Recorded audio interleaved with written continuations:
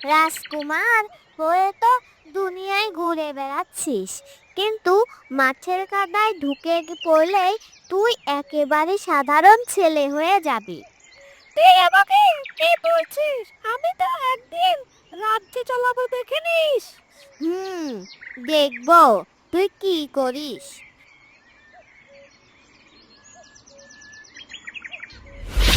মিঠু, সাবধানে সাবধানে। ধন্যবাদ রাজকুমার, তুই তো সত্যিই রাজকুমার দেখছি। আমাকে রাজকুমার বললেই হবে না, আগে একবার তুই আমাকে রাজ্য শাসন করতে দিয়ে দেখ।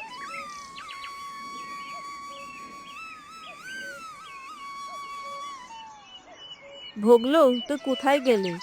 তোর কি মনে হয় রাজকুমার হয়ে শুধু খেলাধুলা কি করা যাবে? মা, আমি তো রাজকুমার, একদিন আমি আমার রাজ্য চালাবে। রাজকুমার? হ্যাঁ হ্যাঁ, তুই তো একটি ছোট ছেলে। রাজ্য চালানো কি তোর হাতের কাজ? বগলু, সত্যিই রাজকুমার হতে চাই। আমিও তোর সঙ্গে সাহায্য করতে চাই। এই ছোট্ট বয়সে রাজকুমারের কাজ কি তুই বুঝলি? তবে কি আমাকে রাজকুমারের মতো চালিয়ে যেতে দেবেন না? আমরা তো অপরের বিশ্বাস রাখি, কিন্তু আগে একটু শিখে নেন রাজকুমারের মতো কাজ করতে হলে।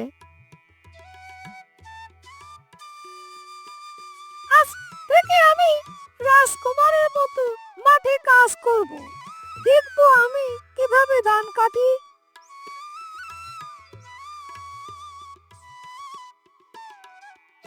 তুই আসলে রাজকুমার হলে তুই শুধু খেলার নয়, কাজেও শিখতে হবে।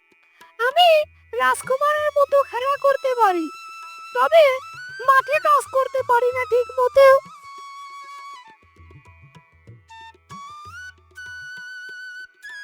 তোর আসলে কাজ শেখা দরকার, কিন্তু কাজের মধ্যে তো অনেক সাহস দরকার হয়।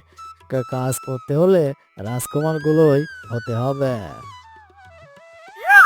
তুমি দেখেছো আমি কাজ শিখব।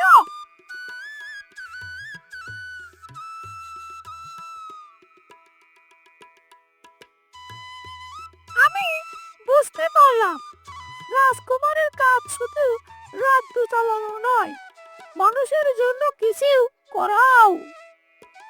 তুই তো সত্যিই রাজকুমার, শুধু রাজ্য নয়, মানুষের খুশি ও ভালো মন্দ কিছু দেখা দরকার। ভগলু, আজকে তুই একেবারে সত্যিকারের রাজকুমার। তবে মনে রাখিস, কাজের মাঝে কঠোর পরিশ্রম আর দয়ালুতাও খুব দরকার। তোর আজকের শিক্ষা সারা জীবন কাজে লাগবে।